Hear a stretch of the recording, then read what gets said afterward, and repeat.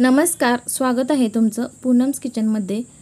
तर पिझ्झा म्हणलं की लहानांपासून मोठ्यांपर्यंत सर्वांनाच आवडतो। तर हा बघा पिझ्झा मी घरी बनवलेला आहे, किती छान आणि मस्त झालेला आहे। तर आपण अशा पद्धतीने आज घरीच पिझ्झा कसा बनवायचा ते पाहणार आहोत। चला तर वेळ न घालवता रेसिपीला सुरुवात करूया। पिझ्झा बनवण्यासाठी मी इथं एक शिमला मिरची, एक टोमॅटो आणि एक कांदा अशा पद्धतीने चिरून घेणार आहे। तुम्ही तुमच्या आवडीनुसार इथे कोणतेही भाज्या घालू शकता। तर बघा मी अशा पद्धतीने हे सर्व चिरून घेतलेलं आहे। आता आपण पिझ्झाचा बेस करून घेऊया। त्याच्यासाठी बघा इथं मी 2 वाटी मैदा घेतलेला आहे। मैदा स्वच्छ चाळून घ्यायचा।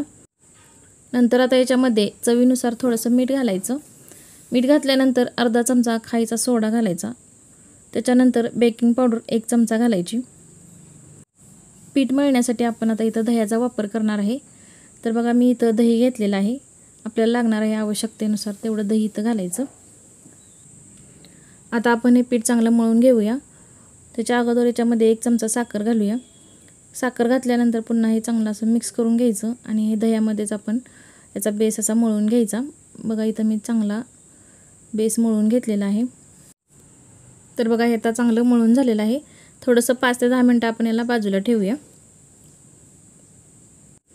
10 मिनिटानंतर बघा हा बेस आपण थोडासा लाटून घ्यायचा। मी इथे एक पोळपाट घेतलेला आहे, त्याच्यावरती थोडंसं पीठ घातलेलं आहे।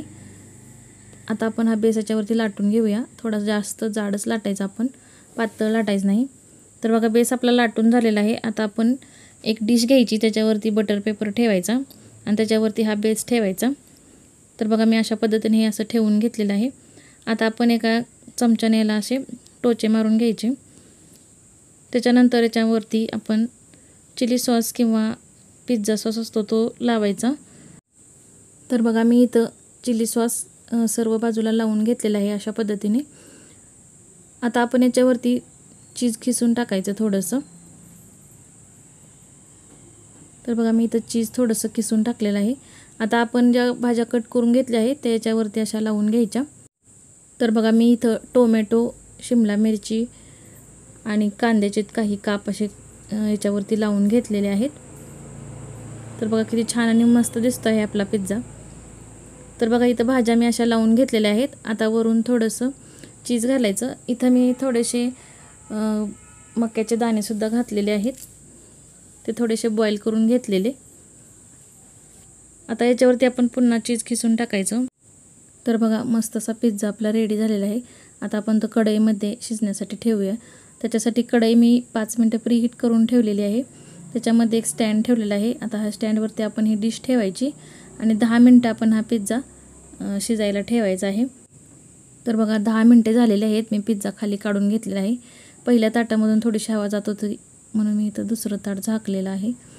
तर बघा पिझ्झा किती छान आणि मस्त झालेला आहे।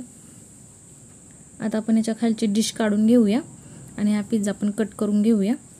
तर बघा अशा पद्धतीने मी हा एका चाकूच्या मदतीने पिझ्झा कट करून घेतलेला आहे। तर किती छान आणि मस्त पिझ्झा झालेला आहे, तोही फक्त 10 मिनिटामध्ये। तर तुम्ही सुद्धा तुमच्या मुलांना घरच्या घरी अशा पद्धतीने पिझ्झा नक्की बनवून देऊ शकता।